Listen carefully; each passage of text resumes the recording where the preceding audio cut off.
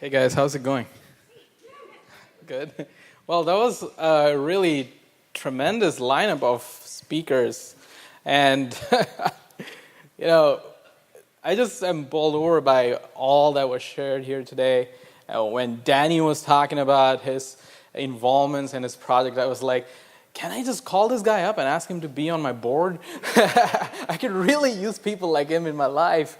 And when DJ was sharing about virtual reality church, I'm like, bro, you're already ahead of the curve. Think about what's going to happen when we enter singularity. What's the church going to look like when we have entered singularity? That'll be cool, right?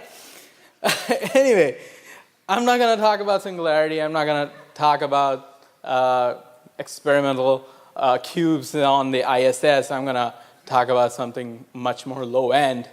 That said, let me take you guys with me to 1997 when this guy named Rijo Simon is 7 years old and he lives in the state of Chhattisgarh in India. Now, if there is some controversy over if Chhattisgarh is spelled with 2H or 1H, I'm going to go with 1H because it fit my slide. So that red state in India is Chhattisgarh, and that's where I grew up, though I'm not from there, but my dad decided to move in there. Now, Chhattisgarh is a very interesting place because it's people that are extremely poor. The language barriers are too real, and there are literally people roaming around trying to seek and hurt Christian churches and Christian ministries. And this is not just true back in 1997, this is true today, even today, because my Facebook newsfeed blows up every time, at least once a month, about how some crazy incident happened where churches were burned down, where 10 Christians were pulverized to death with a tractor. This is happening today. But I grew up there, and I had a pretty good time growing up. My dad worked for the government, the central government, and I remember when I used to go to the church there, for a while there, my pastor was running a campaign, and for the lack of a better word, it was the dung racing campaign. We were racing cow refuse so that we can put it on our surface so that we don't have to sit on mud anymore. What I'm trying to say here is that not all mission fields are made equal. Different mission fields have different needs. And in Raigarh, Chhattisgarh, that church at that point specifically needed cow dung to cover the floor. And it made our experience at the church much better. And this is not a joke. Fast forward to 2008, and I'm living in Philadelphia, Pennsylvania, and I'm so amazed by all the resources and all the opportunities that I'm witnessing in America. But at the same time, I'm pretty unsatisfied with the fact that I'm not in places like Raigarh, Chhattisgarh, serving the Lord. I'm not able to do anything for places like Chhattisgarh, and I'm pretty distressed about it. I'm considering quitting my education and maybe going and learning some language in which the Bible has not been translated yet. Maybe that's something that I should do, and I could do. Ultimately, my question was, can God use a very mediocre CS freshman in his mission field? And the operating term there is mediocre. And whenever you ask God a question, God is faithful to answer those questions in his time, in his way. And I'm reminded of Paul asking a question. God, I have this weakness in my life. Can you take this away? And God says something interesting. Paul, in your weakness, my grace is sufficient. Paul, in your weakness, my strength is perfected. So to my question, will I be used for missions? God gave me the opportunity to build a website. Now this is, for anyone who knows HTML and CSS and JavaScript knows that this is a really bad website. Okay? This is not a good website. But the point was that through this website, I was able to help this missionary who is listed there to distribute a lot of material that comes out of his mission work in Eastern Africa and Northern India and Southern India to those same parts of the world. And I just did this because my dad told me, hey, Saju is an old friend of ours. Can you do this for him? And I'm like, okay. And, but it turned out that once I did it, I realized that the impact of writing this really bad website was tremendous. In the third month, I was getting 10,000 average unique visits. The third most visits was from the Kingdom of Saudi Arabia. I clearly didn't add that to the slide just now. And at some point, we were getting 1.2 terabyte downloads every month from the website. And that was just crazy. So since then, this website has grown into something better.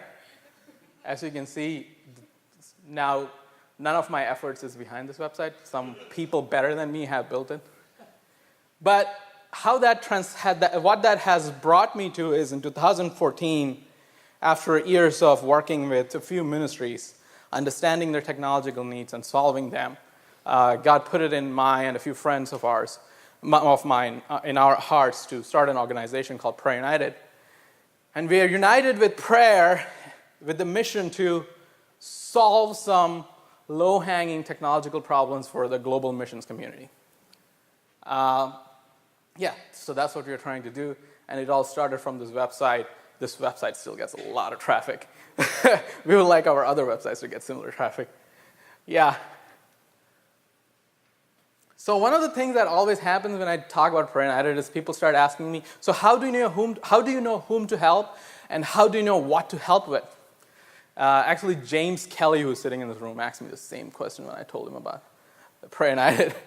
And so this is something I wanted to talk about because I started kind of thinking about it. Where does it come from? So let me show you where it comes from through one unique instance of where it came from. So this is me.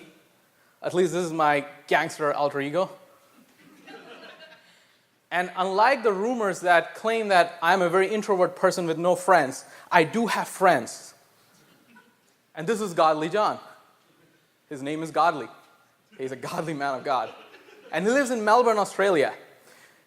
And Godly had another friend, and his name was Henry, Pastor Henry. And Pastor Henry and I got connected through my one friend in Australia, Godly. And since we've been able to walk with him and share with him in his burden of this ministry in Myanmar called the Judson College and Seminary.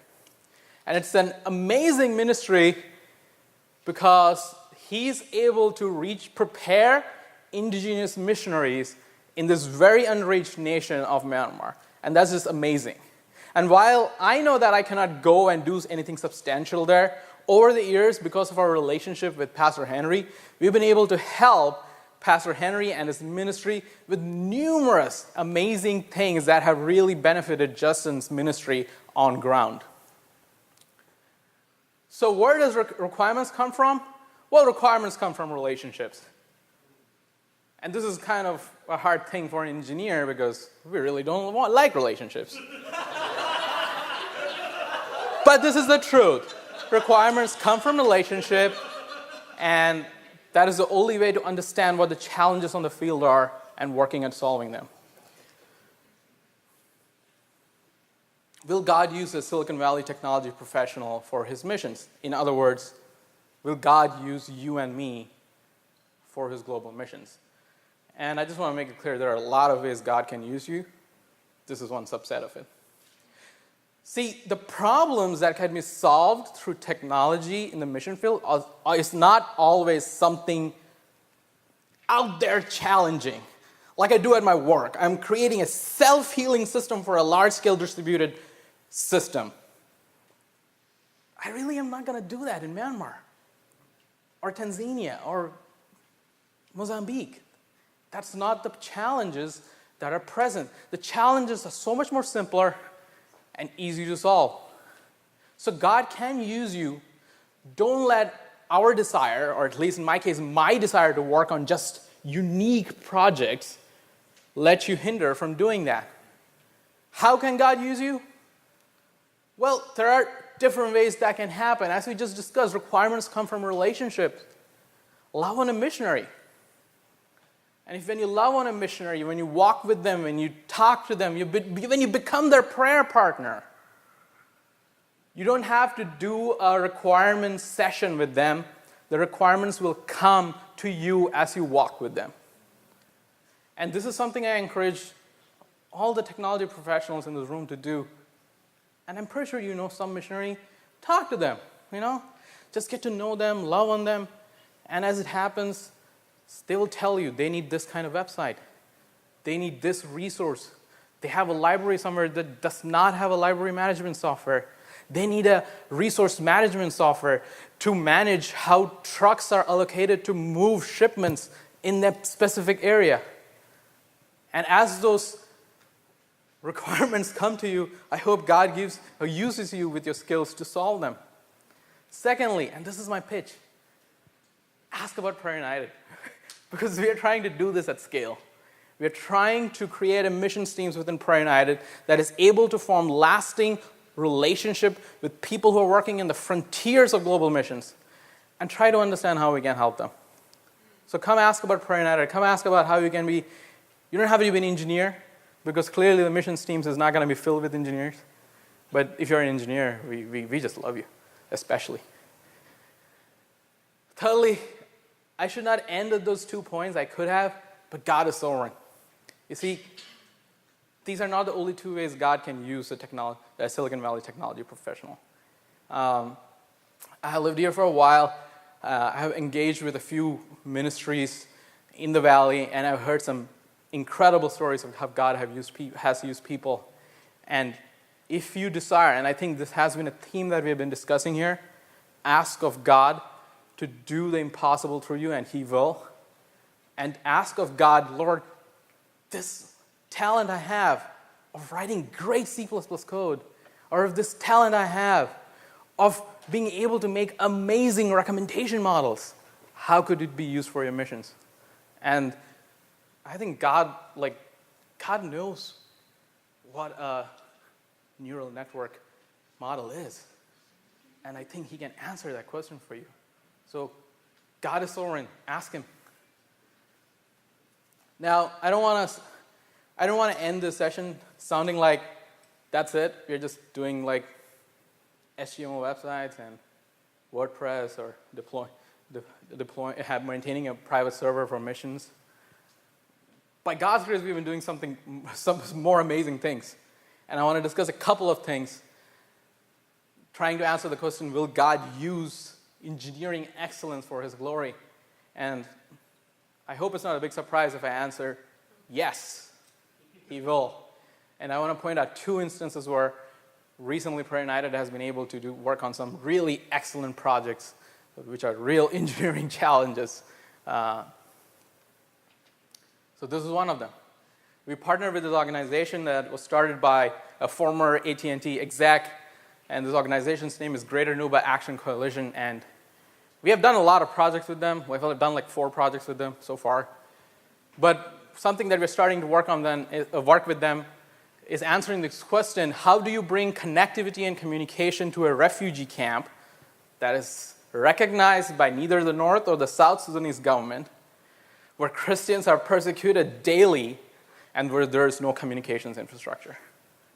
And this is a challenging problem because we have to figure out how to have as small as possible a device that is not connected to the internet and be powered by solar energy, but at 3 a.m. when we get the cheapest satellite band, we can download fresh content, and then next day when people come to access the internet provided by this device, they have fresh content. It's like they have a daily updating website in a place where there is no internet.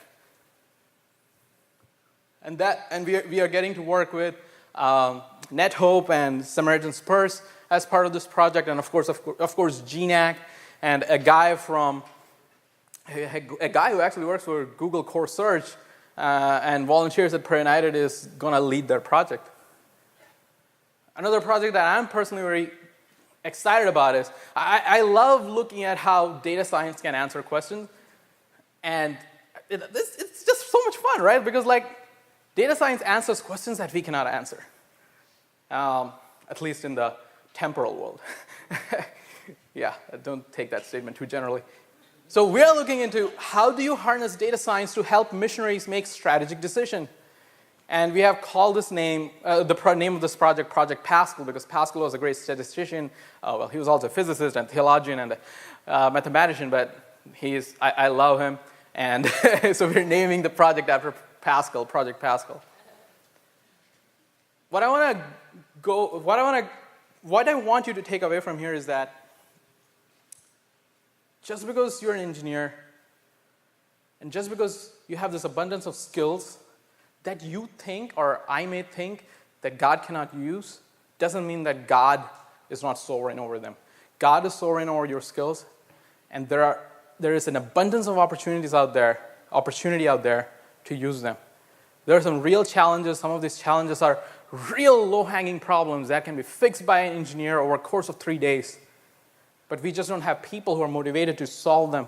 And I want to encourage you to partner with ministries, partner with us if God leads you that way, to identify those problems and work at solving them. And it's going to be a blessing to a lot of missionaries working in some of the most challenging parts of the world.